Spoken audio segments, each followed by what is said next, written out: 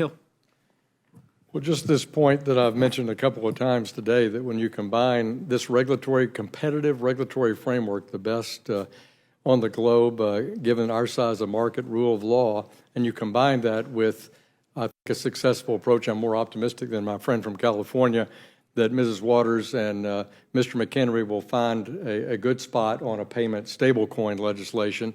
That is a digital token payment to be used on a blockchain that's backed by bank deposits or 90-day treasury bills or something equally sound, and that will, in my view, make America even more competitive as it relates to the reserve currency, because you'll see people use the payment stablecoin that's dollar-backed as a part of both commercial and consumer transactions in and outside the United States. Yield back to the gentleman. Thank you. It is great to see this legislation brought forward today that supports continued U.S. leadership in digital assets, that protects this growing and innovative sector from bad actors, and ends a regulatory turf war that has for years jeopardized sound, innovative growth.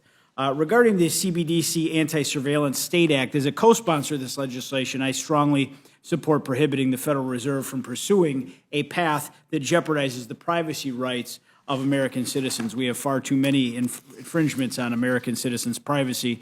Representative Hill, we often associate central bank digital currencies with authoritarian regimes. However, we've recently seen Western governments like Canada use their power to shut down political protesters' access to their own bank accounts.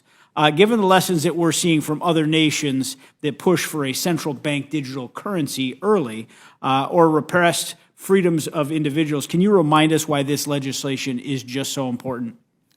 Well, the concern is it permissionless, and is it treated like cash, and does it provide that kind of independent capability of an American citizen like we have now? So my view is that a retail-based CBDC limits people's privacy, and that's a real risk. It's not permissionless, and it could be used for government control. I'm not arguing that it would be, but I'm arguing it could be, and that's why I think Congress should prohibit this without strict authority by the Article I branch of government, the Congress. And I would add one comment about the developed world. You referenced large economies. Last summer, I met with the team of people working at the Bank of England in London who have done the research and the analytic work on a CBDC for the pound. And that's, as you know, a nation of about 40 million people, our great ally, the United Kingdom.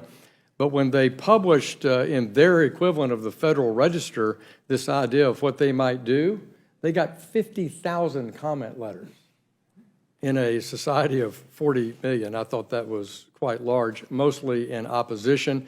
They too share the concern about permissionless. They share about the privacy concerns there. So, as I say, there may be well over 100 countries doing it, but I don't see over 100 countries studying it, I should say, but I don't see countries actually implementing it for the concerns that we're expressing today before this panel. I yield back to Will the gentleman yield?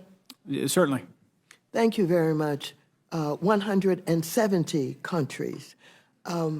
My concern is, why should we close off any discussion?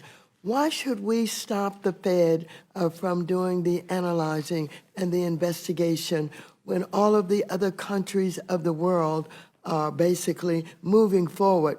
I am not saying that once this work is done, that somehow we know what the answers are going to be, that it's already been decided. What I'm saying is we are more innovative, we are more creative, we are more futuristic than to have a ban on even a pilot program that's being done by your central bank.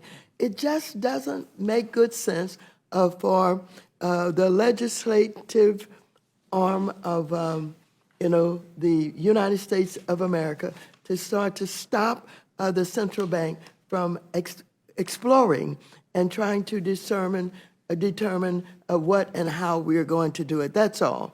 And I yield back. Thank you very much. I think, I really appreciate, your insight and the testimony here from Representative Johnson, Representative Hill, and I couldn't agree with French Hill anymore I think it's always been an absurd idea to think that certain rights and freedoms would be under threat until they actually are. And Americans are sick and tired of being spied on. And under President Biden, the American people are left wondering if they'll be able to purchase a gas stove or if they can do what they wish with their own private land because there happens to be a tiny stream running through it. You know, we cannot take for granted our rights as American citizens, especially when you have an administration that has weaponized our federal agencies against the freedoms of individuals, as this one has for the last 4 years. So I strongly support the legislation before us today, and I yield back, Mr. Chairman. Chair, thanks, and gentlemen. Gentleman yields back. Seeing no other members wishing to ask questions, I do have one observation.